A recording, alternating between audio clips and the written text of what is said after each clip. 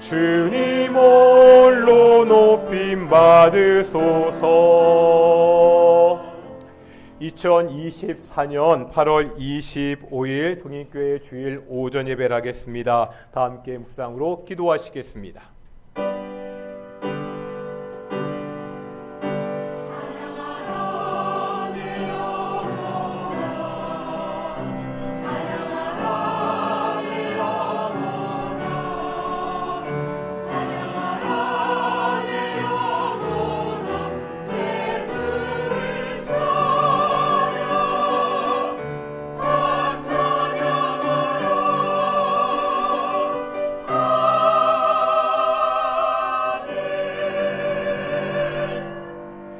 사도신경으로 우리의 신앙을 고백하겠습니다. 나는 전능하신 아버지 하나님 천지의 창조주를 믿습니다. 나는 그의 유일하신 아들 우리 주 예수 그리스도를 믿습니다. 그는 성령으로 잉태되어 동정녀 마리아에게서 나시고 본디오 빌라도에게 고난을 받아 십자가에 못 박혀 죽으시고 장사된 지 사흘 만에 죽은 자 가운데서 다시 살아나셨으며 하늘에 오르시어 전능하신 아버지 하나님 우편에 앉아 계시다가 거기로부터 살아있는 자와 죽은 자를 심판하러 오십니다.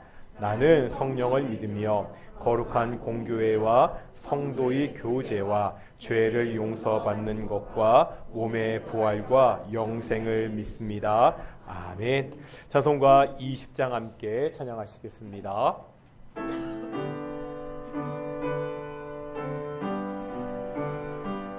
큰 영광 중에 계신 주 나 찬송합니다. 영원히 계신 주 이름 나 찬송합니다. 한없이 크신 능력을 나 찬송합니다. 참되고 미쁜 그 언약 나 찬송합니다. 온 천지 창조하시던 그 말씀 힘있어 영원히 변치 않는 줄 나 믿사옵니다. 그 온유하신 주음성 날 불러주시고 그 품에 품어 주시니 나 찬송합니다.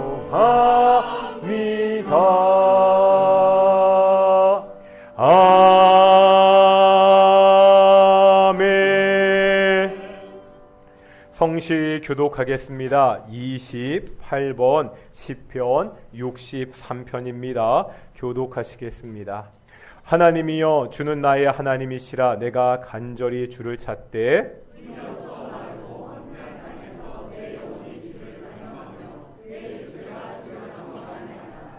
내가 주의 권능과 영광을 보기 위하여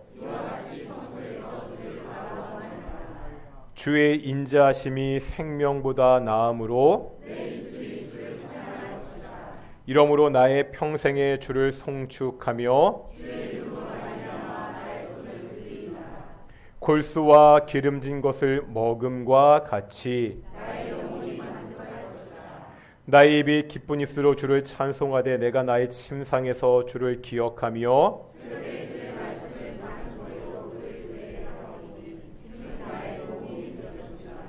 내가 주의 날개 그늘에서 즐겁게 부르리이다. 아멘. 자리에 앉으시겠습니다. 찬송가 310장 함께 찬양하시겠습니다.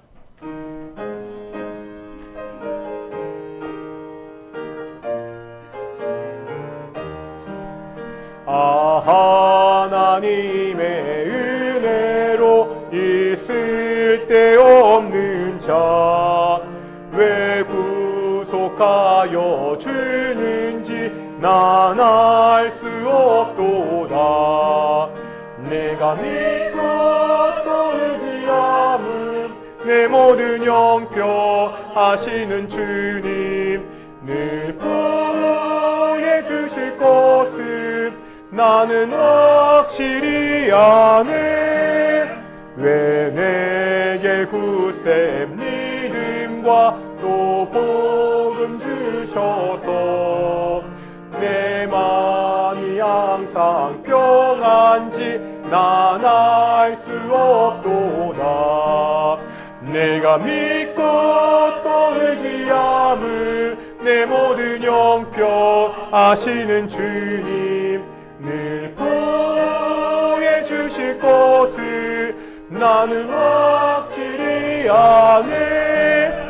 왜 내게 성령 주셔서 내 마음 감동해 주 예수 믿게 하는지 난 알 수 없도다. 내가 믿고 또 의지함을 내 모든 영표하시는 주님 늘 보호해 주실 것을 나는 확실히 아네. 주 언제 강림하실지 혹밤에 혹낮에 또 주님 만날 그곳도 난 알 수 없도다. 내가 믿고 또 의지함을 내 모든 영표하시는 주님 늘 보호해 주실 것을 나는 확실히 아네. 예배를 위해서 양기호 권사님 기도하시겠습니다.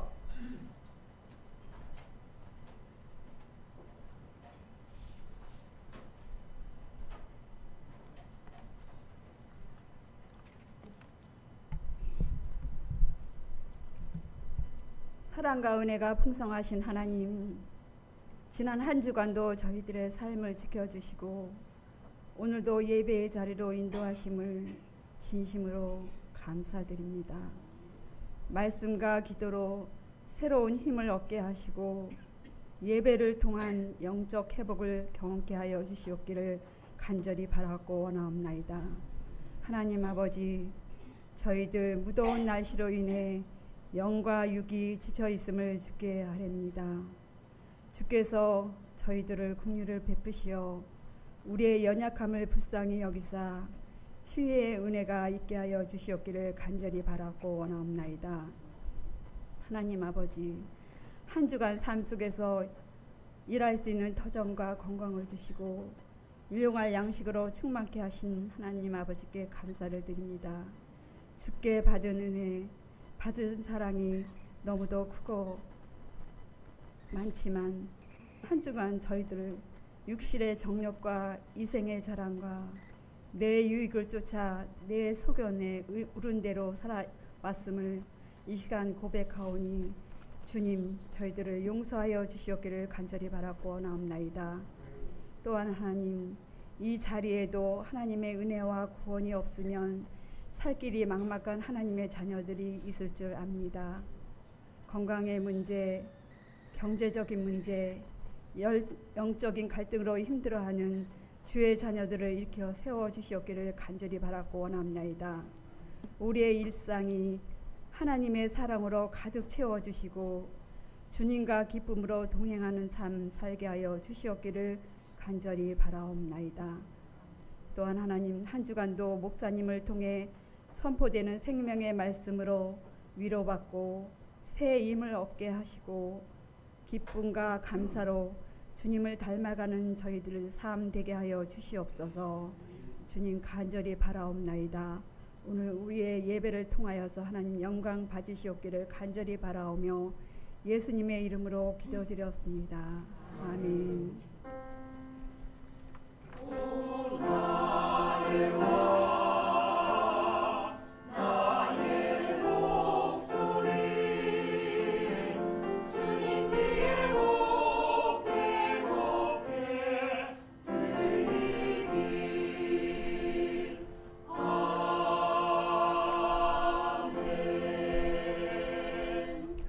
함께 말씀 보겠습니다. 에베소서 6장 18절부터 24절까지 말씀입니다. 에베소서 6장 18절부터 24절까지 말씀 우리 교독하시겠습니다. 제가 먼저 6장 18절 말씀 봉독하겠습니다.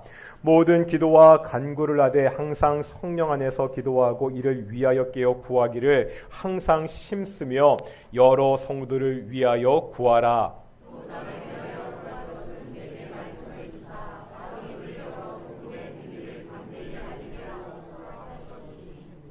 이를 위하여 내가 세사들의 메인 사신이 된 것은 나로 일에 당연히 할 말을 담대히 하게 하려 하심이라.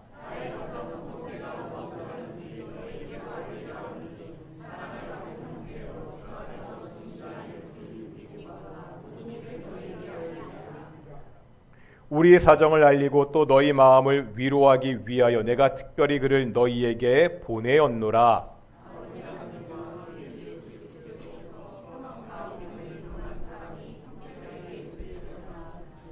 함께 읽겠습니다. 우리 주 예수 그리스도를 변함없이 사랑하는 모든 자에게 은혜가 있을지어다. 아멘. 이 시간 갈리 찬양대 찬양으로 하나님께 영광 돌리시겠습니다.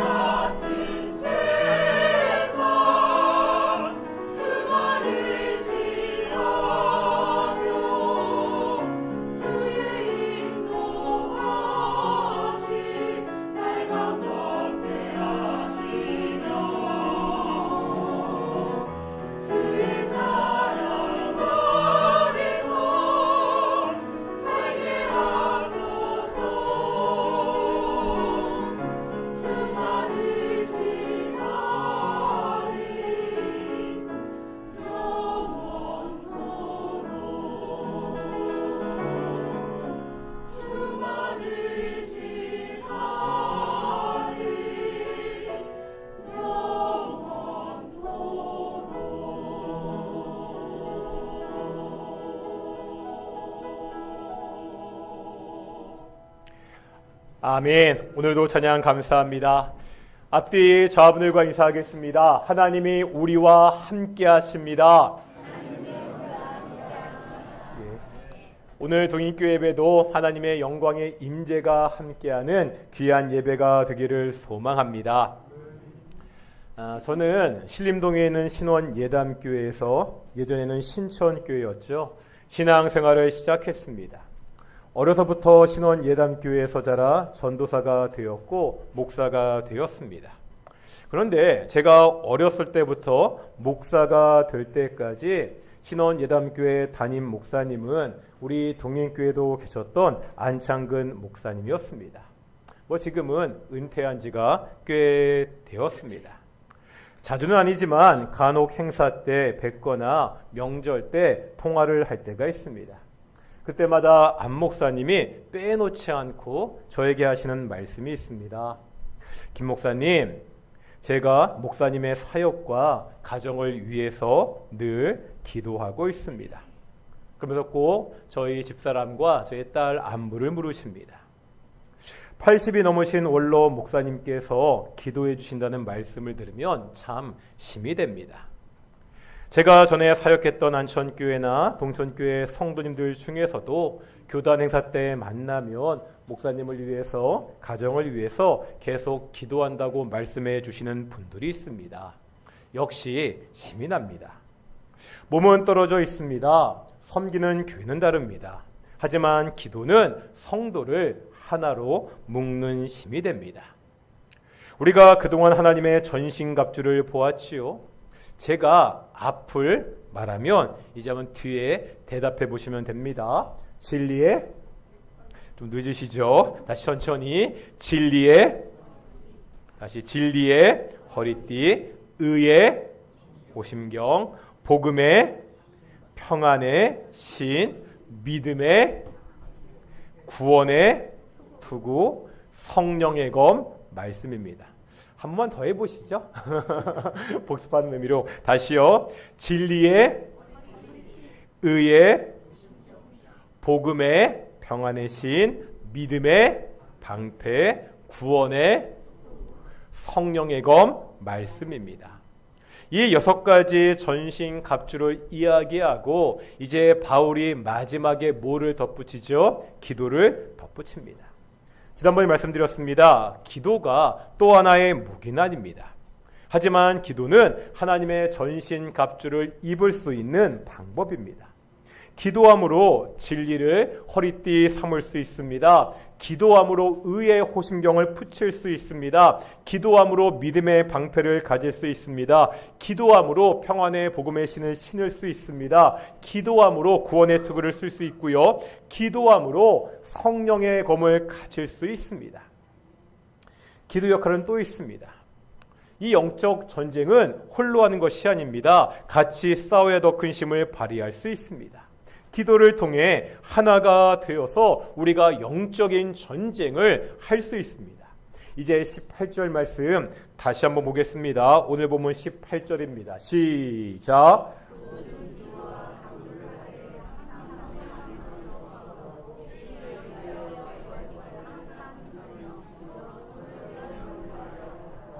아멘.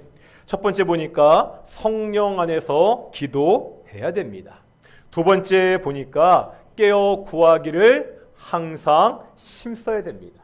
이제 마지막으로 여러 성도를 위해서 구하라 말씀하고 있죠. 왜 우리가 영적인 전쟁을 위해서 여러 성도를 위해서 구해야 됩니까?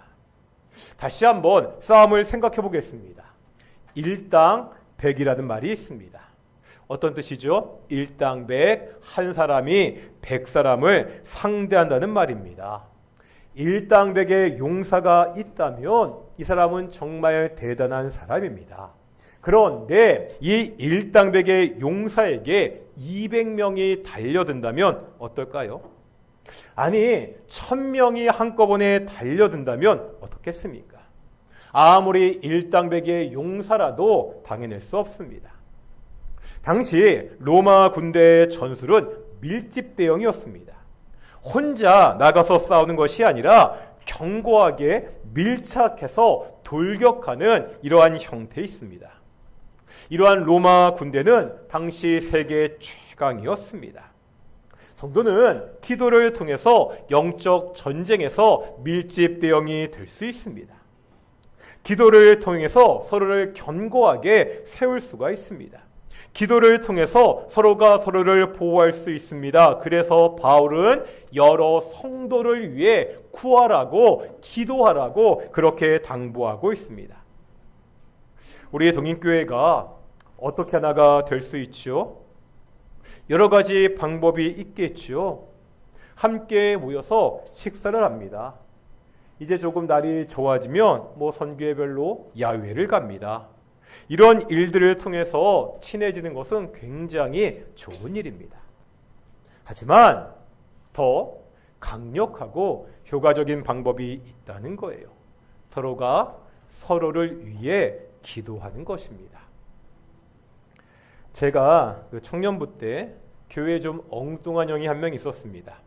이 형이 몸도 굉장히 좋고 밥도 많이 먹고 굉장히 유쾌한 형이었습니다. 이 형이 잘하는 것 중에 하나가 그냥 뜬금없이 전화하기였습니다. 갑자기 전화합니다. 갑자기 전화해서 별 다른 말도 없습니다. 바로 이렇게 이야기합니다.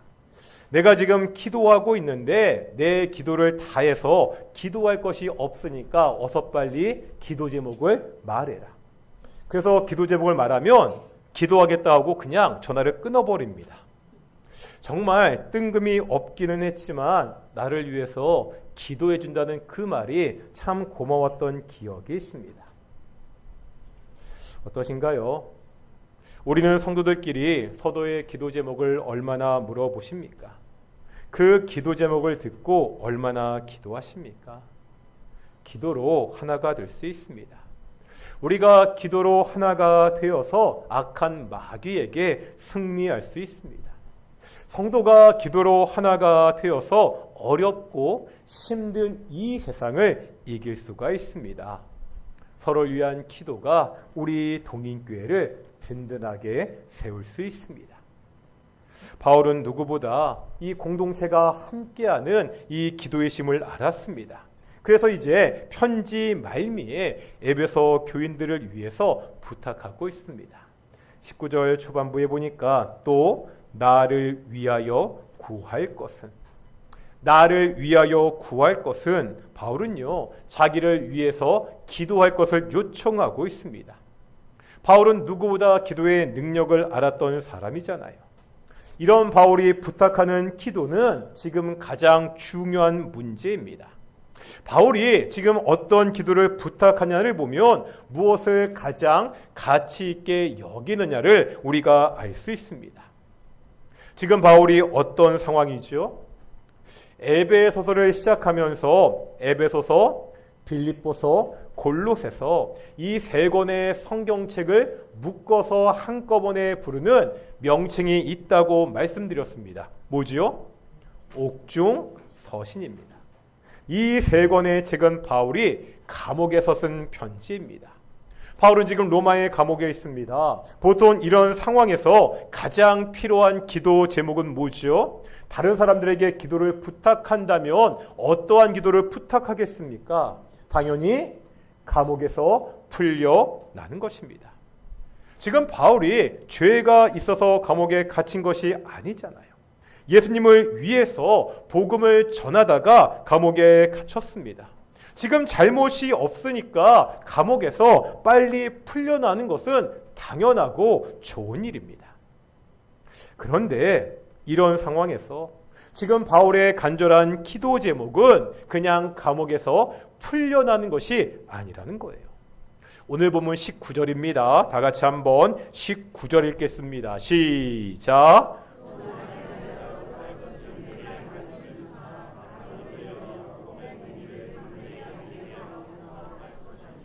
아멘.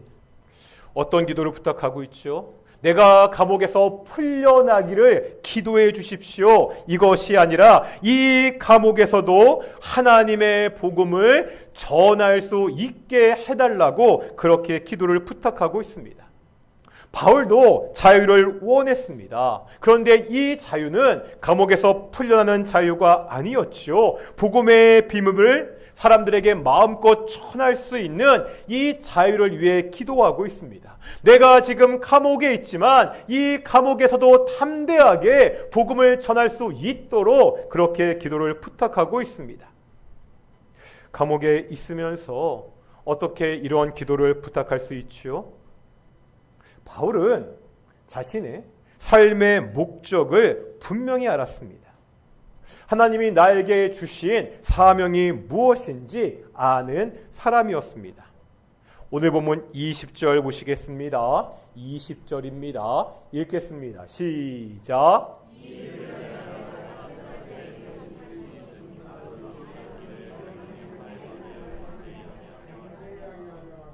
아멘. 우리 밑에 있는 세 번역으로 한번 읽어보겠습니다. 시작.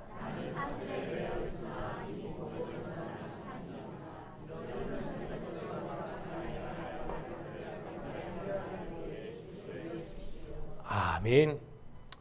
바울은 지금 쇠사슬에 매여 있습니다. 옥에 갇혀 있습니다. 그런데요, 상황이 어떠하던 변하지 않는 한 가지 사실이 있습니다. 바울의 신분입니다. 바울의 사명입니다. 감옥에 있건 어디에 있건 바울의 신분은 뭐라고요? 복음을 전하는 사신이었습니다. 복음을 전하는 것이 바울의 사명이었습니다. 이것을 알았기에 감옥이라는 상황이 별 문제가 되지 않습니다. 이 상황에서도 복음을 전할 수 있으면 되기 때문입니다.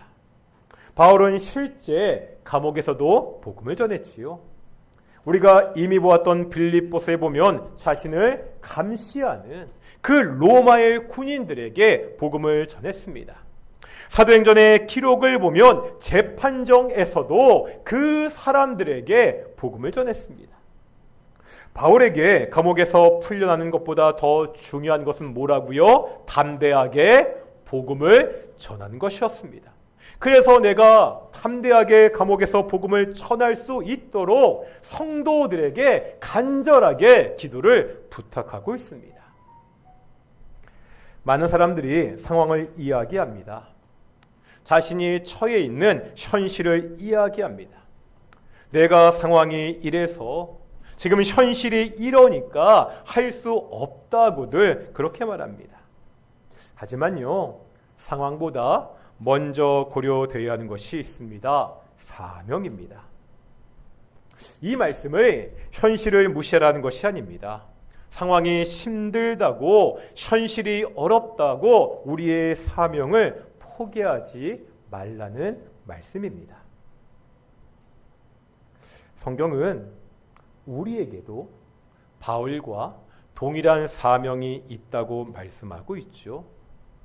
물론 방법과 역할은 다릅니다. 하지만 예수님이 마지막으로 우리에게 간절히 당부하셨잖아요. 우리 역시 입을 열어 복음을 전해야 됩니다. 우리가 복음을 전하는 환경은 결코 좋지 않습니다. 코로나19 이후 한국 사회에서 한국교회의 이미지는 더욱 나빠졌습니다. 이런 상황에서 우리 주변의 사람들에게 복음을 말하는 것은 현실적으로 쉬운 일이 아닙니다. 그래도 복음을 전해야 됩니다. 때를 얻든지 못 얻든지 전해야 됩니다. 제가 최근에 자주 드리는 표현이 하나 있죠. 제가 워낙 제 마음에 꽂혔기 때문입니다. 어떤 표현을 제가 많이 쓰죠? 기억나십니까? 제가 자주 쓰는 표현, 맨 땅에 노젓기. 그렇죠? 여러 번 말씀드렸죠. 뭐라고요? 맨 땅에 노젓기. 물이 없는 이 척박한 맨 땅에서 노를 져야 됩니다. 도저히 복음을 받아들일 것 같지 않는 우리의 자녀에게, 우리의 가족에게, 우리의 친구에게, 동료에게, 이웃에게 복음을 전해야 됩니다. 전혀 반응이 없는 그 사람들에게 복음을 전하는 것은 힘든 일입니다. 말 그대로 맨 땅에 노를 젓는 일입니다. 그럼에도 우리는 복음의 노를 계속 져야 됩니다. 그렇다면 언제까지 우리가 노를 져야 됩니까? 물이 들어올 때까지, 예수님을 믿을 때까지입니다. 이것은 결코 쉬운 일이 아닙니다. 그러기에 우리에게도 바울이 부탁했던 기도가 필요합니다. 바울이라도요, 감옥에서 복음을 전하는 것은 결코 쉬운 일이 아니었습니다. 그러니까 이렇게 부탁하잖아요. 내게 말씀을 주사 나로 입을 열어 복음의 비밀을 담대히 알리게 하옵소서. 하나님이 주시는 그 용기로 담대히 복음의 노를 젓는 우리 동인의 성도들이 되시기를 축원합니다. 이제 23절과 24절에는 바울의 마지막 인사가 있는데요. 그 전에 마지막 인사하기 전에 바울은 한 가지를 덧붙이고 있습니다. 21절과 22절인데 여기에 보면 반복해서 나오는 말이 있습니다. 먼저 21절 초반부입니다. 뭐라고 말씀하죠? 나의 사정 곧 내가 무엇을 하든지 너희에게도 알리려 하노니. 21절 후반부에 보면 모든 일을 너희에게 알리리라. 이제 22절 상반절에 보면 우리 사정을 알리고. 어떤 말이 반복되고 있죠? 바울은 3번이나 반복해서 자신의 사정을 에베소 교인들에게 알리려 한다고 말하고 있습니다. 비록 멀리 떨어져 있지만 그만큼 소통이 더 중요하기 때문입니다. 성도들 간에 소통이 없으면 문제가 생기고 어려움이 생기고 그 가운데 오해가 생길 수가 있기 때문입니다. 기억하신지 모르겠지만 옛날에 한 개그 프로그램 중에서 대화가 필요이라는 그러한 코너가 있습니다. 이게 가족들 간에 평소에 얼마나 대화가 없는지를 극단적인 예를 통해서 보여주고 그 상황이 웃음을 줍니다. 딱 등장인물은 3명입니다. 아버지가 있고요, 엄마가 있고 아들이 있고 이 3명이서 함께 모여서 밥을 먹는 장면을 보여줍니다. 처음에 시작하는 대화는 딱 한 가지입니다. 밥 먹자. 그러면서 별 말 없이 밥을 먹다가 가끔 이야기하는데 이게 완전 황당합니다. 예를 들어서 밥을 먹는데 전화가 옵니다. 아들이 전화를 받는데 그런 사람이 없다고 계속 전화를 끊습니다. 그런데 나중에 알고 보니까 아버지를 찾는 전화였습니다. 아들이 아버지의 이름을 몰라 그런 사람이 없다고 끊었습니다. 또 이런 상황도 있습니다. 아들이요, 부모님께 효도한다고 제주도로 효도 관광을 보내드리겠다고 합니다. 그런데 알고 보니까 어머니 고향이 제주도였습니다. 물론 실제로는 있을 수 없는 말도 안 되는 상황입니다. 그냥 극단적인 상황을 통해서 사람들에게 웃음을 줍니다. 하지만 이 웃음 뒤에는 씁쓸함이 있죠. 서로 간에 대화가 없는 오늘날 우리 가족들의 모습을 이 꽁트를 통해서 우리에게 보여주고 있습니다. 마찬가지라는 거죠. 교회는 어떠합니까?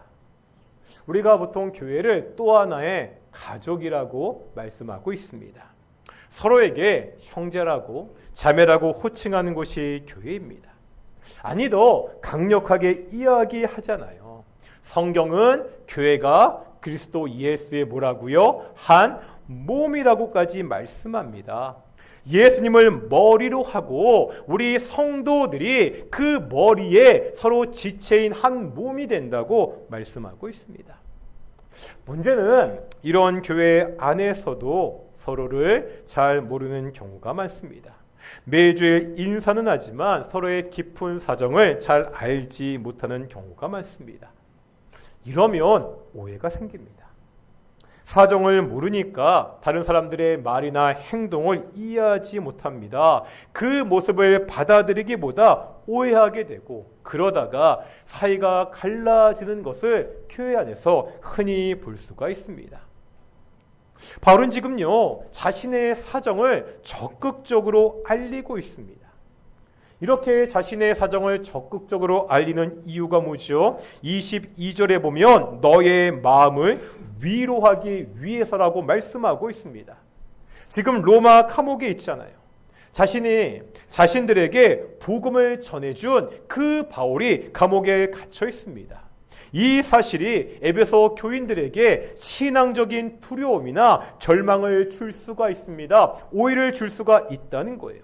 바울은 지금 자신의 사정을 자세하게 알림으로써 에베소 교인들을 위로하기 원하고 있다는 겁니다.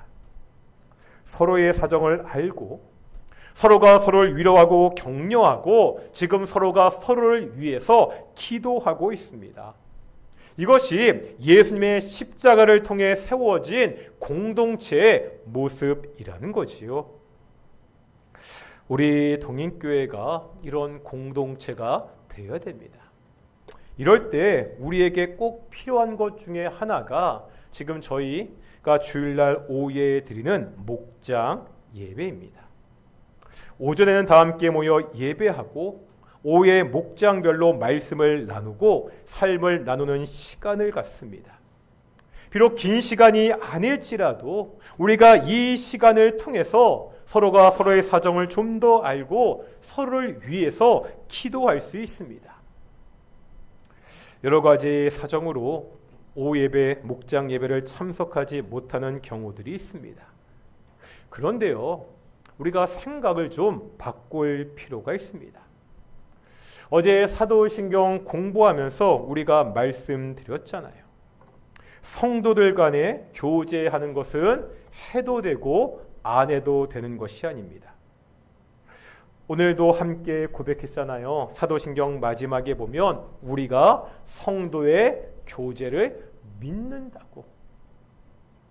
신앙의 기본인 이 사도신경에 우리가 성도의 교제를 믿는다고 매주일 고백하고 있습니다. 기억나시죠? 초대교회 성도들이 말씀과 예배와 기도하는 것만큼 중요하게 생각한 것이 있었습니다. 말씀과 예배와 기도가 정말로 중요한데 그래서 이것들을 위해서 힘쓰고 최선을 다했는데 이것과 똑같이 중요하게 최선을 다했던 것이 있다는 거예요. 그게 뭐라고요? 성도의 교제입니다. 왜 그렇습니까? 성도의 교제가 없으면 신앙은 결코 성장할 수 없습니다. 바울은 지금 감옥에 갇혀 있으면서도 이 성도의 교제를 포기하지 않습니다. 우리 동인교회가 이 목장 예배를 통해서 서로의 사정을 알고 서로 위로하고 격려하고 기도하는 공동체가 되기를 소망합니다. 편지가 다 끝났습니다. 이제 바울은 마지막 인사를 하는데요. 23절과 24절 같이 한번 읽어보겠습니다. 시작.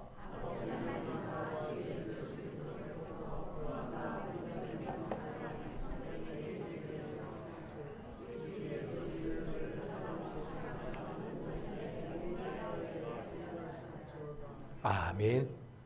이 바울의 마지막 인사를 보면 바울은요, 우리 신앙에 있어 굉장히 중요한 단어 4가지를 사용해서 에베소 교인들을 축복하고 있습니다. 어떤 단어겠습니까? 평안과 믿음과 사랑과 마지막으로 은혜입니다. 평안이 있기를, 믿음이 경한 사랑이 있기를 축복합니다. 그런데 24절에 보니까 이 모든 축복의 마지막이 뭐죠? 은혜입니다. 에베소서는 마지막 은혜로 끝나고 있습니다. 이것은 의미가 있습니다. 에베소서를 관통하는 단어가 한 단어가 있다면 다른 것이 아니라 바로 이 은혜이기 때문입니다. 조금 읽어볼 구절들이 많지만 오늘이 에베소서 마지막 시간이니까 에베소 가운데 얼마나 은혜를 강조하는지를 우리 한 구절 한 구절 같이 찾아보겠습니다. 먼저 1장 2절입니다. 1장 2절 읽겠습니다. 시작.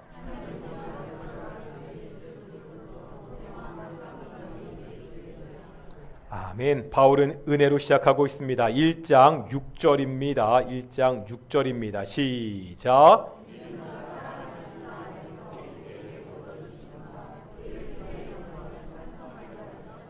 우리의 목적이 은혜의 영광을 찬송하는 것입니다. 1장 7절입니다. 시작.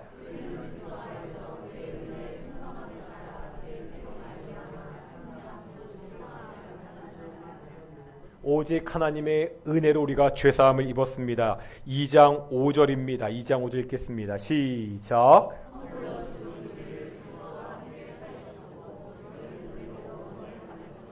우리가 은혜로 구원을 받았습니다. 2장 7절입니다. 시작.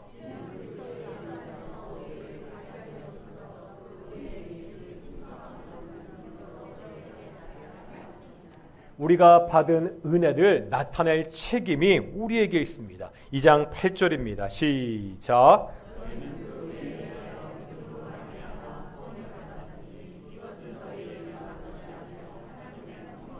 우리가 은혜에 의하여 구원을 받았습니다. 그래서 우리의 구원은 선물이 됩니다. 이제 3장 2절 보겠습니다. 시작.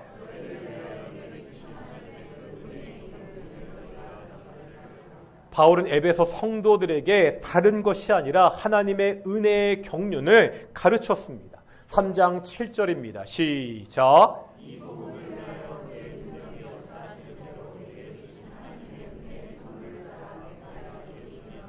우리가 하나님을 섬길 수 있는 것, 봉사할 수 있는 것, 일꾼이 되는 것도 오직 하나님의 은혜라고 말씀하고 있습니다. 3장 8절입니다. 읽겠습니다. 시작.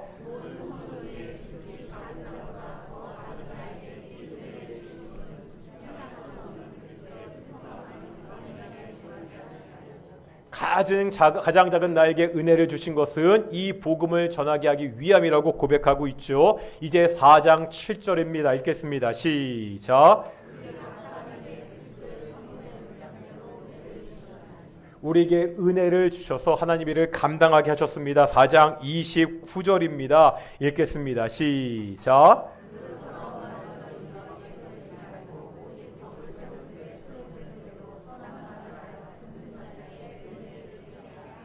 은혜를 받은 우리들은 사람들에게도 은혜를 끼치는 말을 해야 됩니다. 다시 한번 오늘 본문 마지막 절 6장 24절입니다. 읽겠습니다. 시작.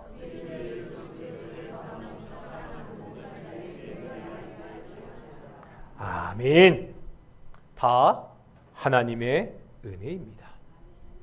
허물과 죄로 죽었던 우리가 하나님의 자녀가 된 것이 하나님의 은혜입니다.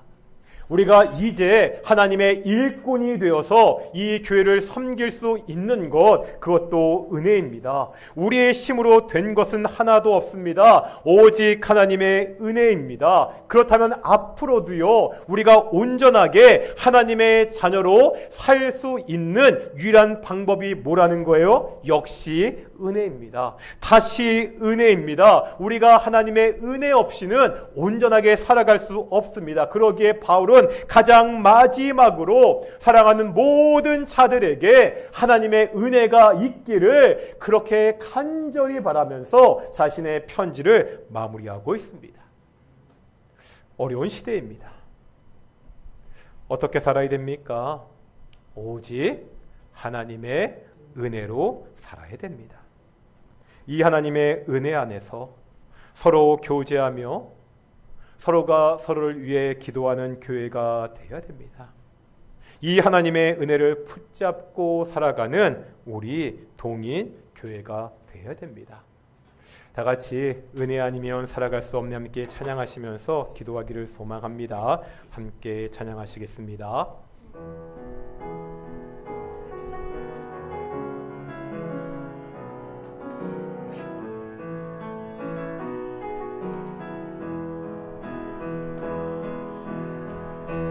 은혜 아니면 살아갈 수가 없네. 호흡마저도 다 주의 것이니 세상 평안과 위로 내게 없어도 예수, 오직 예수. 은혜 아니면 살아갈 수가 없네. 은혜 아니면 살아갈 수가 없네. 호흡마저도 다 주의 것이니 세상 평안과 위로 내게 없어도 예수, 오직 다시 한번 은혜 아니면 살아갈 수가 없네. 은혜 아니면 살아갈 수가 없네. 호흡마저도 다 주의 것이니 세상 평안과 위로 내게 없어도 예수, 오직 예수뿐이네. 그 신궤에 다 볼 수도 없고 작은 고난에 지쳐도 주께 묻기 나의 모든 삶 버티고 견디게 하시네.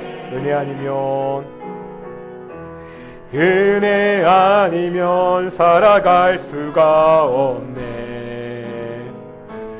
나의 모든 것 다 주께 맡기니 참된 평안과 위로 내게 주신 주 예수, 오직 다시 한번 찬양하겠습니다. 은혜 아니면 살아갈 수가 없네. 은혜 아니면 살아갈 수가 없네. 호흡마저도 다 주의 것이니 세상 평안과 위로 내게 없어도 예수, 오직 예수뿐이네. 그 신궤에 다 볼 수도 없고 작은 고난에 지쳐도 주께 묻기 나의 모든 삶 버티고 견디게 그 신궤 다 볼 수도 없고 그 신궤 다 볼 수도 없고 작은 고난에 지쳐도 주께 묻기 나의 모든 삶 버티고 견디게 하시네. 은혜 아니면 살아갈 수가 없네. 나의 모든 것 다 주께 맡기니 참된 평안과 위로 내게 주신 주 예수, 오직 예수뿐. 살아가면서 우리에게 고난과 어려움이 닥칠 때가 있습니다.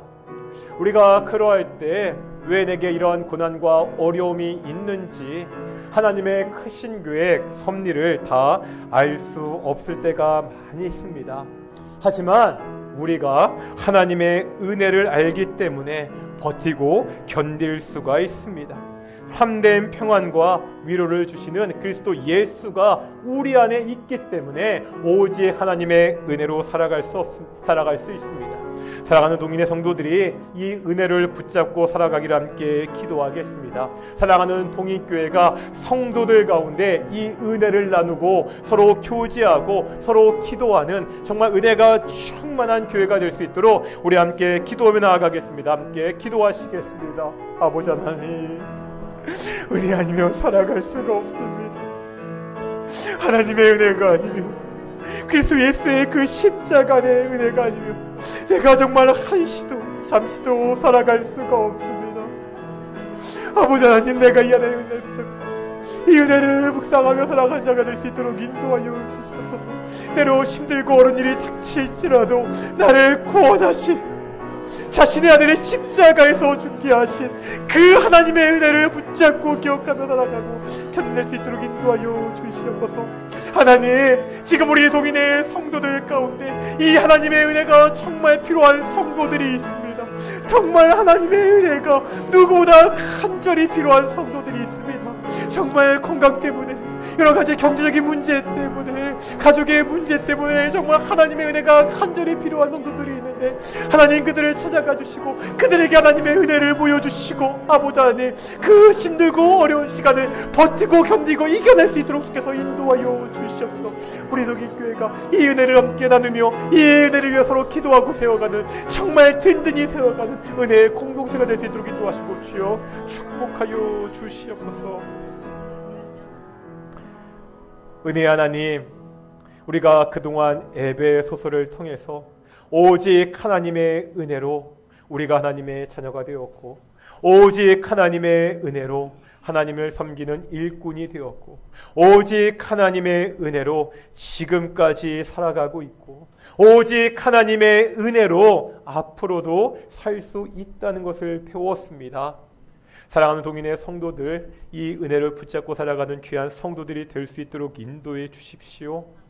사랑하는 동인의 성도들 가운데 지금 이 하나님의 특별하신 은혜가 필요한 성도들이 있습니다. 말 못하는 여러 가지 어려운 사정들 때문에 눈물로 하나님께 기도하는 그러한 성도들이 있습니다. 하나님 그들의 기도를 들어주시고 하나님이 특별히 개입하셔서 특별한 하나님의 은혜를 그들 가운데 보여주시옵소서. 사랑하는 통일교회가 이 은혜를 나누고 이 은혜를 위하여 서로가 서로를 위해 기도하는 귀한 교회가 될 수 있도록 인도해 주시옵소서. 감사드립니다. 이 모든 말씀 예수님의 이름으로 기도드렸습니다. 아멘. 찬송가 212장 하시면서 우리 헌금 봉헌하시겠습니다.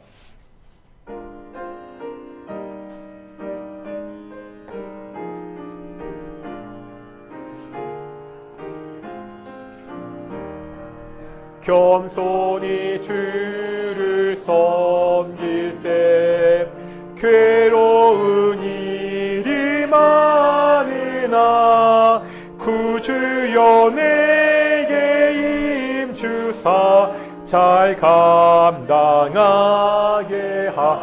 4절입니다. 장래의 영광 비추사 소망이 되게 하시며 구주와 함께 살면서 참 영광 얻게 하소서.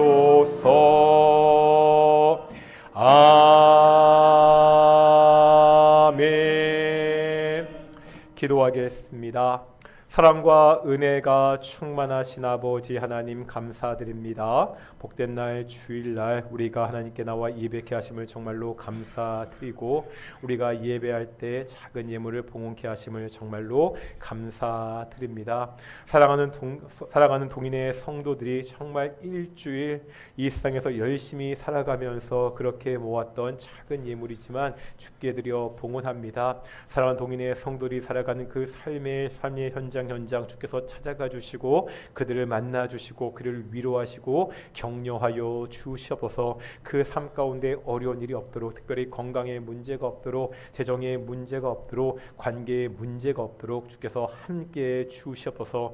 이 헌금이 쓰일 때 오직 하나님의 은혜 가운데 쓰일 수 있도록 주께서 함께 주시옵소서. 감사드립니다. 이 모든 말씀 예수님의 이름으로 기도드렸습니다. 아멘. 다시 한번 인사하겠습니다. 하나님이 우리와 함께 하십니다. 또 인사할 텐데요. 이렇게 인사하겠습니다. 오직 하나님의 은혜입니다. 우리 어저께 그 사도신경을 주제로 했던 우리 어른 여름환경학교가 잘 마쳤습니다. 우리 많이들 참석해 주셔서 감사드리고요. 부족한 사람 강의 잘 들어주셔서 감사드리고, 또 식사로 함께 잘 교제해 주셔서 감사드립니다. 특별히 어저께 우리 저녁 식사 잘 준비하신 청년들 정말로 고맙고요. 우리 정말로 수고했습니다. 박수 한번 쳐드릴까요? 청년들 정말 수고했고요. 그리고 그 어저께 기념품 나눠드렸었는데 이게 사도신경이 쓰여져 있는 책갈피입니다. 우리 1층 주보대에 있으니까 혹시 그 못 받으신 분들 그리고 어제 참석하지 않은 분들도 넉넉하게 지금 만들었거든요. 예쁘게 만들었으니까 뭐 성경책이나 보시는 책에 끼워 사용하시면 좋으시니까 하나씩 가져가셨으면 좋겠습니다. 다음 주일이 9월 달이죠. 벌써요. 홀수달 첫째 주일이니까 정기 재직회가 있습니다. 다음 주 오전 예배 끝나고 정기 재직회가 있고요. 우리가 7월과 8월 여러 가지 사정으로 금요 1시간 기도를 못했는데요. 9월 6일입니다. 그러니까 이번 주 말고 그 다음 주 금요일 9월 6일 날 우리 금요 1시간 기도회가 다시 시작됩니다. 그리고 내일부터 수요일까지 안성에 있는 사랑교회 수양관에서 우리 교단 전체 교육자 수련회가 있습니다. 저희 교회에서는 제가 참석하고요. 우리 교단의 교육자들이 하나님의 은혜 가운데 그렇게 말씀으로 잘 양육받는 귀한 시간 될 수 있도록 함께 기도해 주시기를 소망합니다. 자리에서 일어나시겠습니다. 찬송가 57장 함께 찬양하시겠습니다. 57장입니다.